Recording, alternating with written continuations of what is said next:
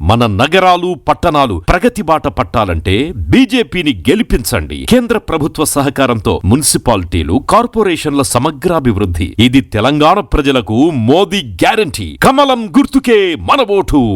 Save Telangana.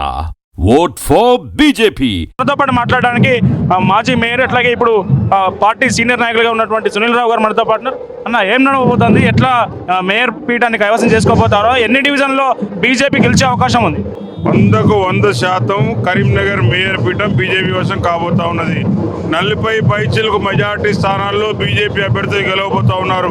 Bandi Sanjay Kumar గారి నాయకత్వంలో, కేంద్రంలో మోడీ గారి నాయకత్వంలో ఏదైతే కరీంనగర్లో అభివృద్ధి జరిగిందో ఆ అభివృద్ధి నిరంతరం కొనసాగాలని ప్రజలు కోరుకుంటా ఉన్నారు. దానికి నిదర్శనం ఈరోజు కరీంనగర్లో ఏ మూల చూసినా, ఎక్కడ చూసినా ప్రజల యొక్క స్పందన, ప్రజల యొక్క ఆదరణ కనబడతా ఉన్నది.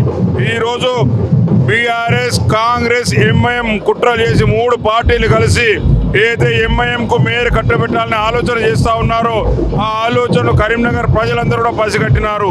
కరీంనగర్ ప్రజలు ఆ 3 పార్టీల చెంప గుయ్యమనేలా తీర్పు ఇవ్వబోతా ఉన్నారు.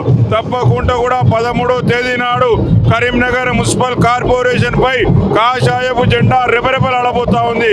ఇది 100% నిజంగా పోతా ఉన్నది. కాబట్టి ఈ ప్రజల యొక్క స్పందన, బండి సంజయ్ కుమార్ గారి యొక్క నాయకత్వం, మోడీ గారి పట్ల ప్రజలకు ఉన్న విశ్వాసమే ఈ విజయానికి ప్రధాన కారణంగా పేర్కొంటాను. రాష్ట్ర సీఎం ఇప్పటివరకు ఇటు కరీంనగర్ వైపు కూడా చూడలేదు. రాష్ట్ర సీఎం ఏమంటారు? వారికి ముందుగానే తెలుసు కరీంనగర్లో బీజేపీ గెలవబోతా ఉన్నది. ఆ విషయాన్ని పసిగట్టి వారు కరీంనగర్కు వచ్చి ఈ పరాజయాన్ని నా మూటలో ఎందుకు వేసుకోవాలి, నా ఖాతాలో ఎందుకు వేసుకోవాలనే ఆలోచనతో వారు ఇక్కడికి రావడం లేదు. కరీంనగర్లో కాంగ్రెస్ పార్టీ 10 సీట్లు దాటే పరిస్థితి లేదు. బీఆర్ఎస్ పార్టీ 4 సీట్లు దాటే పరిస్థితి లేదు. ఎంఐఎంతో కుట్రలు చేసి ఎంఐఎం గెలిచిన సీట్లను పెట్టుకొని ఈ 3 పార్టీలు కూడా ఎంఐఎం కట్టబెట్టే ఆలోచన ప్రజలు, కరీంనగర్ ప్రజలు పసిగట్టారు. కాబట్టి ఈరోజు ప్రజలంతా ఏకపక్షంగా ఏకతాటిపైకి వచ్చిండ్రు. కరీంనగర్ నగరంలో ఉన్న 66 డివిజన్లలో 40 పైచిలకు స్థానాలు ఖచ్చితంగా కమలం పార్టీ అభ్యర్థులు గెలవబోతా ఉన్నారని తెలియజేస్తా ఉన్నాను. బండి సంజయ్ గారు ఎన్ని డివిజన్లో పర్యటించారు? ఎన్ని డివిజన్లో పూర్తి చేశారు ప్రచారం?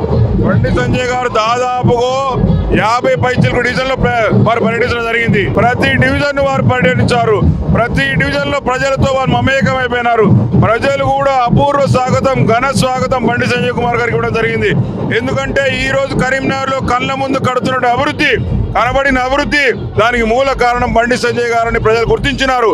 మోడీ గారి నాయకత్వంలోనే కరీంనగర్ నిధులు వస్తాయి తప్పితే ఈ కాంగ్రెస్ పాలనలో ₹1 గత 2 సంవత్సరాల్లో రాలే, రాబోయే 3 సంవత్సరాలు వస్తున్న ఆశ కూడా లేదు. కాబట్టి ప్రజలు బండి సంజయ్ గారి వైపు, మోడీ గారి వైపు, బీజేపీ వైపు చూడడం జరుగుతూ ఉన్నది.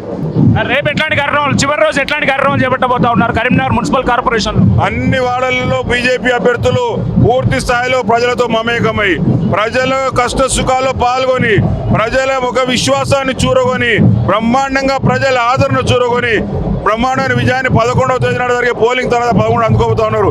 11 సాయంత్రం పోలింగ్ అయ్యేంత వరకు కూడా బీజేపీ నాయకులు కానీ, కార్యకర్తలు కానీ, అభిమానులు కానీ, ప్రజలు కానీ ఈ యొక్క ఎంఐఎం, బీఆర్ఎస్, కాంగ్రెస్ కుట్రలను కనిపెడుతూ ఉండాలి.